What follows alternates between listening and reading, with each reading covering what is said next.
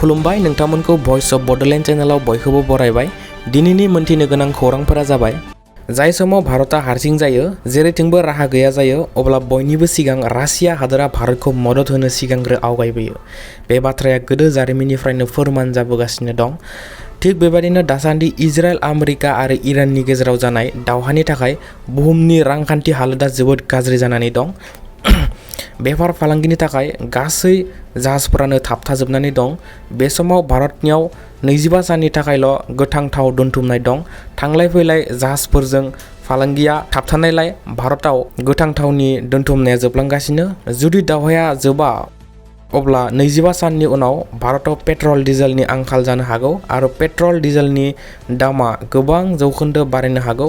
Strait of Hermes दैनि लामाखौ इराना बन्द खालामदों आरो जाय जाहाजफोरा बे लामाजों थांदों बेखौनो इराना मिसाइलजों गाग्लोबदों, जायनि जाहोनाव गंसेबो जाहाजफोरा थांलाय फैलाय खालामनो हायाखै। रासिया हादरा भारतखौ अफार होदों दि जुदि थासारिया मोजां जाया, भारतआ थावनि आंखाल जायोब्ला भारतआ रासियानिफ्राय डिसकाउन्ट गोनां थाव बायनो हागोन होनना रासियानि डिप्युटी प्राइम मिनिस्टार आलेक्जेन्डार नभाक बिथाङा फोसावना होयो।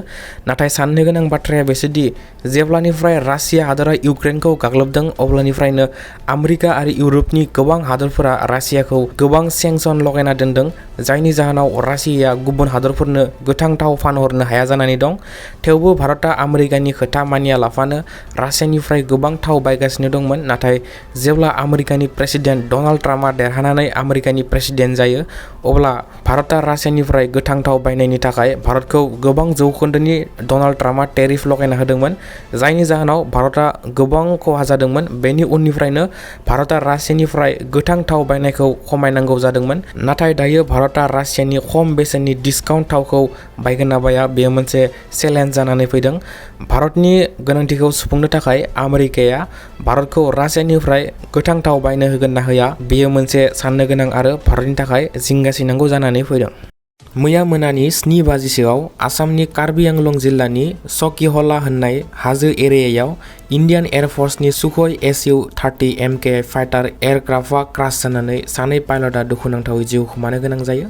इन्डियान एयारफर्सआ फोरमायनाय बादिब्ला रंसारि जानाय पाइलट सानैनि मुङा स्क्वाड्रन लिडार आनुज आरो फ्लाइट लेफ्टिनेन्ट पुरभिस दुराक्कारमोन होनना सिनायथिनाय जायो। सुखय Su-30 MKI क्रास जानायाव सानै पाइलटआ रंसारि जानायनि थाखाय इन्डियान एयारफर्सनिफ्राय दुखु मोननाय फोरमायो।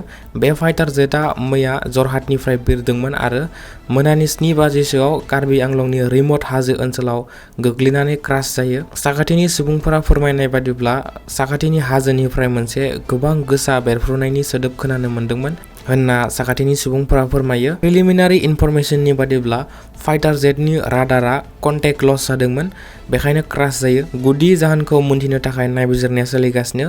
जाथायनि उनाव जाथाय जानाय जायगायाव इन्डियान एयारफर्सनि हानजाया सौहैयो आरो सार्च आरो रेस्किउ अपारेशनखौ जागायो। उनाव नायबिजिरनायाव सानै पाइलटआ रंसारि जानाया कनफार्म जायो। आथिखालनि बुहुमनि गुबुन गुबुन हादोराव जाबाय थानाय दावहानि थासारि आरो भारतनि सुथुर हादोरफोरखौ नायनानै इन्डियान एयारफर्सआ आरोबाव रासियानिफ्राय गं 500 एयार डिफेन्स सिस्टेम बायबावनो थिरांथा लाबाय। बेनि थाखाय भारतनि डिफेन्स बर्डनिफ्राय एप्रुभेल मोनबाय। डिफेन्स सेक्रेटारि राजेश कुमार सिंहआ इन्डियान एयारफर्सनि प्रप'जेलखौ एक्सेप्ट खालामबाय। दासान्दि वेस्ट एसियायाव जाबाय थानाय इजराइल आमेरिका आरो इराननि गेजेराव सोलिबाय थानाय दावहानि थासारिखौ नायनानै बे थिरांथाखौ भारतआ लानाय जादों।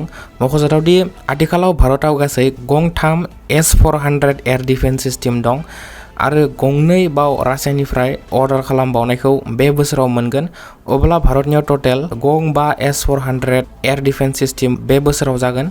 लोगोसे आरोबाव गं 5 S-400 एयार डिफेन्स सिस्टेमखौ भारतआ रासियानिफ्राय बायबावोब्ला भारतनियाव टटेल गं 10 S-400 एयार डिफेन्स सिस्टेम जागोन। मख'जाथावदि बे S-400 एयार डिफेन्स सिस्टेमा भारतखौ दासिम गोबां रैखाथि होबोदों। थांनाय 2025 मायथाइनि मे दानाव जानाय अपारेशन सिन्दुरावबो बे S-400 जों पाकिस्ताननि फाइटार जेट, एयारब्रन वार्निं एयारक्राफ्ट आरो गोबां इलेक्ट्रनिक इन्टेलिजेन्स एयारक्राफ्टफोरखौ गावख्लायनानै सेवहांगार खालामदोंमोन। बेनि अनगायैबो बे S-400 एयार डिफेन्स सिस्टेमखौ रैखा खालामनो थाखाय गं 13ता रासियान पान्सार S-1 सेल्फ प्रपाल्ड मिसाइल सिस्टेमबो बायनो थाखायबो प्रप'जेलखौ एक्सेप्ट खालामनाय जायो। बे गं 13 पान्सार सिस्टेमा क्रुज मिसाइल, एटेक खालामग्रा हेलिकप्टार, लयटारिं एमुनेशन, आर्म ड्रन्स, रकेट आरो शर्ट रेन्ज मिसाइलफोरनिफ्राय S-400 खौ रैखा खालामगोन। बेनिखायनो बे पान्सार मिसाइल सिस्टेमखौबो रासियानिफ्राय बायनो थाखाय एप्रुभेल होबाय। बे पान्सार सिस्टेमनि माखासे बाहागोफोरखौ रासियायाव आरो माखासे बाहागोफोरखौ भारतनिनो प्राइभेट कम्पानिफोरा बानायगोन। मख'जाथावदि बे पान्सार सिस्टेमखौ दासान्दि इरान आरो इजराइल दावहायाव इउ हादोरा दुबाइ सोरखौ इराननि मिसाइलफोरनिफ्राय बासायनो थाखाय बाहायगासिनो दं आरो इराना दुबाइसिम गावहरनाय मिसाइलफोरखौ बे पान्सार सिस्टेमा शुट डाउन खालामगासिनो दं। भारतआ बेफोर मिसाइलफोर बायनायखौ बांहोनायनि आरोबाव जाहोनफोरा जाबाय चाइना हादोरा भारतनि नसुं आरो सुथुर हादोरफोर जेरै तुर्की, पाकिस्तान, आजारबाइजान, मालदिभ्स आरो बांलादेश हादोरफोरनो खम बेसेननि कामिकाजी ड्रनफोर होगासिनो दं, जायनि थाखाय बेफोर हादोरफोरखौ काउन्टार खालामनो थाखाय भारत हादोरा S-400 आरो पान्सिर मिसाइल सिस्टेमफोरखौ बांहोगासिनो दं। BPF दोलोआ फैबाय थानाय आसाम बिधानसभा बिसायख'थियाव BJP दोलोजों एलायन्स जागोना रोखा एबा फाइनाल जाबाय। बे बाथ्राखौ मैया गिबि मन्थ्रि डक्टर हेमन्त बिश्व शर्मा बिथाङा फोरमायना होयो। BJP दोलोआ फैबाय थानाय बिसायख'थियाव AGP आरो BPF जों एलायन्स जाना बिसायख'थि गेलेगोना रोखासै। गिबि मन्थ्रि बिथाङा मैया फोरमायना होयोदि AGP एबा आसाम गण परिषदआ थांनाय बाराव बेसेबां सिटआव गेलेदोंमोन, बे खेबावबो बेसेबां सिटआवनो गेलेगोन होनना फोरमायना होयो। मैया हराव AGP, BPF आरो राभा हासुं जौथा मानसाजों गिबि मन्थ्रि बिथाङा सावरायनाय जायो।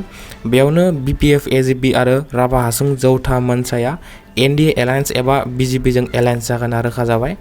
BJPनि सेन्ट्रेल पार्लियामेन्ट बर्डनिफ्राय एप्रुभेल फैनायनि उनाव बे एलायन्सआ थि जासिगोन। UPPLआ BJP जों एलायन्स जागोना जाया बेयो दासिम फाइनाल एबा रोखा जाथ'वाखै, नाथाय UPPLआबो BJP जों एलायन्स जानायनि गोबां चान्स दं। BTCनि बारग' गाहाय प्रमद बर' बिथाङा राज्य सभा बिसायख'थिनि थाखाय मैया बिजेथिलाइ गथायनाय जायो। नमिनेशननि गथायनाय समाव आसामनि बारग' गाहाय मन्थ्रि सर्बानन्द सन'वालजों लोगोसे गोबां BJPनि दैदेनगिरिफोर आरो MLAफोरा प्रमद बर' बिथांखौ मदद खालामनो थाखाय बाहागो लायो। प्रमद बर' बिथाङा नमिनेशननि थाखाय 20 जन MLAनि सापर्टनि गोनांथिमोन। बेजों लोगोसे प्रमद बर' बिथांखौ AIUDFनि MLAफोराबो सापर्ट खालामदोंमोन, जाय AIUDFआ BJPनि मोनसे बेरेखा दोलो हिसाबै मोनथिनाय जायो। नाथाय बेरेखा दोलोनिफ्रायबो प्रमद बर' बिथांखौ AIUDFनि MLAफोरा नमिनेशननि थाखाय मदद खालामो। नमिनेशन गथायनायनि उनाव प्रमद बर' बिथाङा 2020 मायथाइयाव जानाय BTR गोरोबथानि थालांनाय दफाफोरखौ मावफुंनायाव आरो सोलोंथाइ बिथिङाव आरो जौगानायनि बिथिङाव खामानि मावलांगोन होनना प्रमद बर' बिथाङा फोरमायो आरो गासै 3 UPPLनि MPफोरा बड'लेण्डनि सान्थि आरो जौगानायनि थाखाय खामानि मावलांगोन होनना बारग' चिफ प्रमद बर' बिथाङा बुङो। आसाम सोरखारा 2025 मायथाइयाव जाय अमा फिसिग्रा बिथांमोननि अमाया आफ्रिकान सुइन फिभार लोमजानायजों अमाया बेराम जानानै थैदोंमोन, बिथां अमा फालांगिरिफोरनो आसाम सोरखारा 14 लाख रां अमा फिसिग्रा बिथांमोननो राननानै होगोन। बे फैसाखौ गिबि खेबाव गासै 241 जन अमा फिसिग्रा बिथांमोननो होनाय जागोन। बे रांखौ दिनै एबा 6 मार्च खालि गुवाहाटीनि कलक्षेत्र श्री श्री दामोदर देव इन्टारनेशनेल अडिटोरियामाव गासै 241 अमा फिसिग्रा बिथांमोननो रांखौ राननानै होनाय जागोन। बे फैसाखौ डाइरेक्ट बेनिफिट ट्रान्सफारनि गेजेरजों मोनगोन। आसामनि जाय जायगायाव बे आफ्रिकान सुइन फिभार बेरामखौ हमना मोनदोंमोन, बिथांमोननो गासैनोबो सोरखारा मदद होजोबगोन होनना फोरमायदों। फैबाय थानाय आसाम बिधानसभा बिसायख'थिखौ लानानै कंग्रेस दोलोनि जोबोद गिदिर खहा। गासै 3 कंग्रेस दोलोनि MLA बिथांमोना मैया गुवाहाटीनि BJP हेडक्वार्टाराव BJP दोलोआव जयेन जायो। बेजों लोगोसे गोबां कंग्रेसनि दैदेनगिरि बिथांमोनाबो BJP दोलोआव मैया जयेन जायो।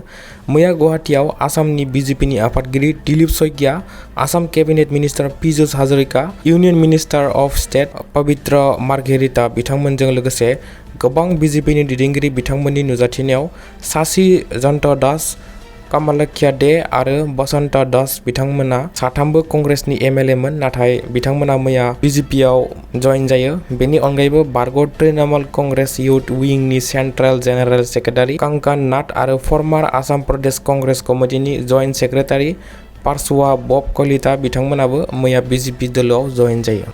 दिनैनि रादाबा एसेनोसै। बेबादिनो सानफ्रोमबो गोनां खौरां मोनबाय थानो थाखाय भइस अफ बड'लेण्ड चेनेलखौ साबस्क्राइब खालामना लायोब्लानो जाबाय। Thank you.